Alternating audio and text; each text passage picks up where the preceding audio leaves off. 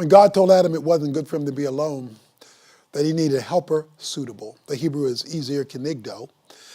And that doesn't mean a cook and a bottle washer and keep my clothes clean. While it involves keeping a well-ordered home, it's much bigger than that. Because that concept is used of God coming to the aid of his people throughout the scriptures.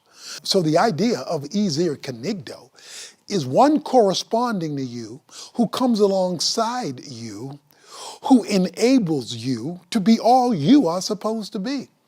So that means she must be intricately and intimately involved in all that makes up your life, because she brings to the table a perspective, she brings to the table a gifting, she brings to the table a training that will take you further than you could ever go on your own. So to reduce your wife to nothing more than somebody who serves you in this way or that way, but who doesn't come alongside you as an equal partner to propel the well-being of the family, using her gifts and your gifts, using her calling and your calling, to come together to make the whole greater than it would ever be by itself. That's called an undervalued stock.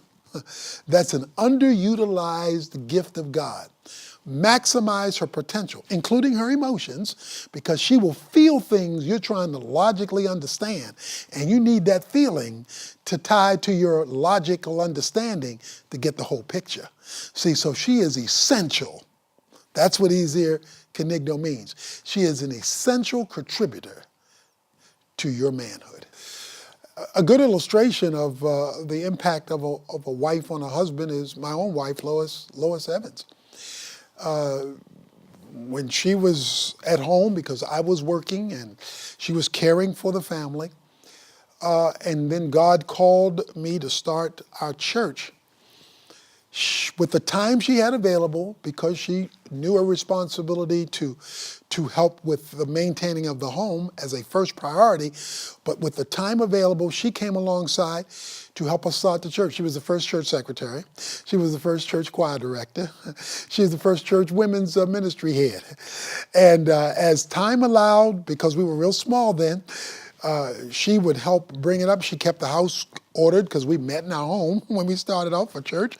And she did all of that. I would not have the ministry I have now at the church without her bringing all of those skills that she had in music and in gifting and in administration alongside. Then when we started the Urban Alternative, for which this training center comes out of the Urban Alternative, she was the first person to do the tapes. They were cassette tapes back then, and to get them mailed out. We used our garage, and she did it. She took it to the post office, and she was there to help start us on radio, and then the radio expanded, and then she used her administrative gifts when all the kids were in school to set up the organizational structure for the Urban Alternative. So I wouldn't be where I am now in church or in national ministry if I didn't have an ezer kenigdo walking beside me without neglecting the home in the process.